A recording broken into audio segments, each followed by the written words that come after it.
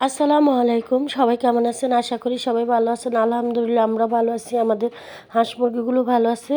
তো যে যেখান থেকে আমাদের ভিডিওগুলো দেখেন সবাইকে অনেক ধন্যবাদ। আর যারা আমাদের চ্যানেলে নতুন তারা অবশ্যই আমাদের চ্যানেলটা সাবস্ক্রাইব করে দিবেন আর একটা লাইক দিয়ে আমাদের ভিডিওগুলো দেখবেন। তো আপনাদের কাছে একটাই অনুরোধ, আপনারা পুরো ভিডিও দেখবেন। পুরো ভিডিও না দেখলে পুরো কথাগুলো বুঝবেন না এবং পুরোটা জানা হবে না। আমরা সকল ব্যস্ততার মধ্যে আপনাদের মাঝে ভিডিও দেওয়ার চেষ্টা করি। ভিডিওতে কথাগুলো তুলে ধরার চেষ্টা করি যাতে সবাই উপকৃত হন। তো আমরা সবাই বর্তমানে হাঁস মুরগি লালন পালন করি কম বেশি, যেহেতু দেশি মুরগির অনেক দাম আর সবাই বাণিজ্যিক আকারেই কিন্তু দেশি মুরগি লালন পালন করে।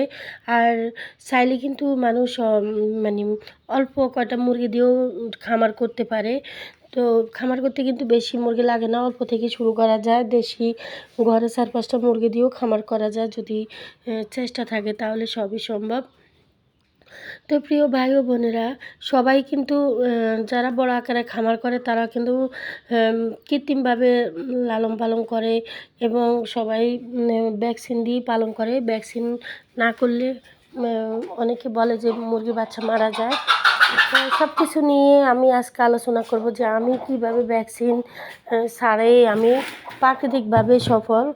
তো আমি আমার অনেক মুরগি এখানে, আমি মুরগিগুলোকে ভ্যাকসিন আগে করছি, যখন আমি মুরগি পালন জানতাম না তখন আমি করছি ভ্যাকসিন করতাম, কিন্তু দেখা গেছে ভ্যাকসিন করার পরেও আমার মুরগিগুলো টিকতো না। অনেকগুলা মুরগি শীতে মারা যেত, তারপরে শীতের শেষে মারা যেত। সব কিছু মিলাই আমি মুরগিটা টিকে রাখতে পারতাম না। তবে যবে থেকে আমি প্রাকৃতিকভাবে মুরগি পালন করার সিদ্ধান্ত নিয়েছি, তবে থেকে আল্লাহর রহমতে আমার মুরগির আর কোনো সমস্যা হচ্ছে না। তবে প্রাকৃতিকভাবে পালন করলে আপনি যে উপাদানগুলো দিবেন সেগুলো কিন্তু সঠিকভাবে দিতে হবে, সঠিক পরিমাণে দিতে হবে। আর যদি কৃত্রিমভাবে পালন করেন তাহলে কিন্তু ভ্যাকসিনগুলোও টাইমে দিতে হবে।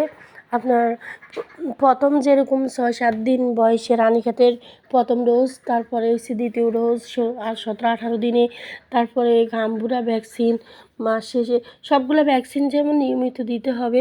যদি আপনারা ভ্যাকসিন করতে হয় তাহলে সবগুলো করবেন। অনেকে কী করে রানীক্ষেতের ভ্যাকসিন দেয় তারপরে আর কোনো ভ্যাকসিন দেয় না, তখন ওদের এই মুরগিগুলো পরে দেখা যায় আক্রান্ত হয়ে যায়। আর যদি আপনি প্রাকৃতিকভাবে লালন পালন করেন তাহলে আপনি প্রাকৃতিক উপাদানগুলো সবসময় দিতে হবে।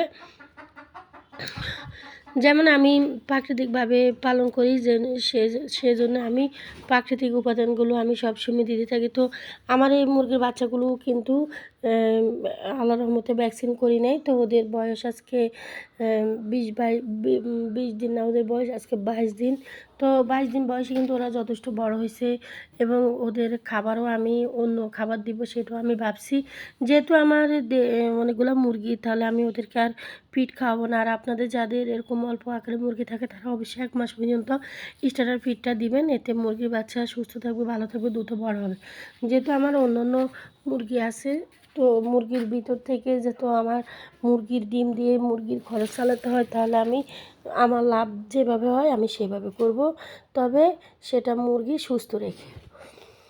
তো প্রিয় ভাই ও বোনেরা, আমি এটাই বলবো আপনাদেরকে, যদি আপনারা প্রাকৃতিকভাবে লালন পালন করেন তাহলে কিন্তু আপনারা কাঁচা হলুদ আর আপনারা আদা, কালো জিরা, তারপর রসুন, এই এই উপাদানগুলো আপনারা দিবেন। তারপর দেখা গেছে সপ্তাহে 1 দিন আপনারা পেঁপে পাতা কুচি কুচি করে দিতে পারেন।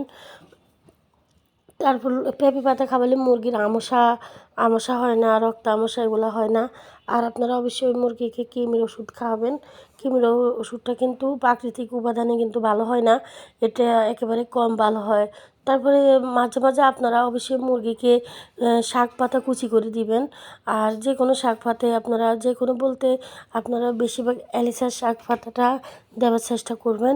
আর আপনারা মুরগিকে টাইম মতো পানি দিবেন। অনেকে কী করেন, পানি দেয় না, কিসের জন্য জানি পানি দেয় না। আর পানি দিলেও কিন্তু পানি একবেলা দেয়, ওই 1 দিন পরে পানি পাল্টায়। তো এগুলো কিন্তু ঠিক না। এগুলো পানিতে আরও জীবাণু হয়, মুরগি আরও অসুস্থ হয়ে যায়।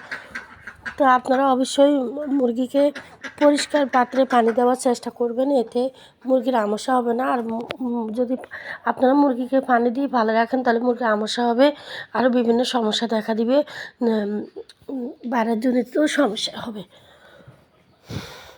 তো অনেকে কমেন্ট করে যে আমার মুরগির বাচ্চাগুলোর বয়স এত হয় নাই, বা আরও কম বা আরও বেশি এরকম হতে পারে, কিন্তু আমাদের সব কিছুই নিয়মিত, কারণ আমরা প্রতিদিন ভিডিও আপডেট দিই। আর আমরা যেভাবে উপকৃত হই সেটা আপনাদের মাঝে তুলে ধরে, যেহেতু আপনারাও শিখতে পারেন, জানতে পারেন, বা আপনারাও এরকমভাবে মুরগি পালন করে কিছু টাকা ইনকাম করতে পারেন। আর বর্তমানে সবাই কিন্তু ইনকাম নিয়ে ব্যস্ত, কারণ মানে দ্রব্যমূল্যের যে দাম, অবশ্যই মানুষের মানে প্রত্যেকটা জিনিসপত্রেরই দাম বেশি। যেমন আমি মুরগি পালন করি, এতেও কিন্তু অনেক খরচ হয়, তবে আমি খরচটা ডিম বিক্রি করি আমার মুরগির ভিতর থেকে চলে আসে। তো এইভাবে সবাই বুদ্ধি করে মুরগি পালন করলে অবশ্যই আপনার মুরগি থেকে আপনি ভালো একটা ইনকাম আসবে। আর আপনারা সামনে শীত আসতেছে, অবশ্যই মুরগিকে যারা ভ্যাকসিন করান তারা অবশ্যই ভ্যাকসিনগুলো দিয়ে দিবেন। আর সামনে মুরগির কিন্তু গুটি বসন্তেরও সময়, সে পাউল পক্সের ভ্যাকসিনটাও করতে পারেন, গুটি বসন্ত বলুন। আর যারা প্রাকৃতিকভাবে পালন করেন তারা অবশ্যই প্রাকৃতিকভাবে আপনারা মানে উপাদানগুলো ঠিক করে সঠিকভাবে খাওয়ানোর চেষ্টা করবেন। আর মুরগিকে অবশ্যই আপনারা শীত আসতেছে, ঠান্ডা স্থানে রাখা যাবে না।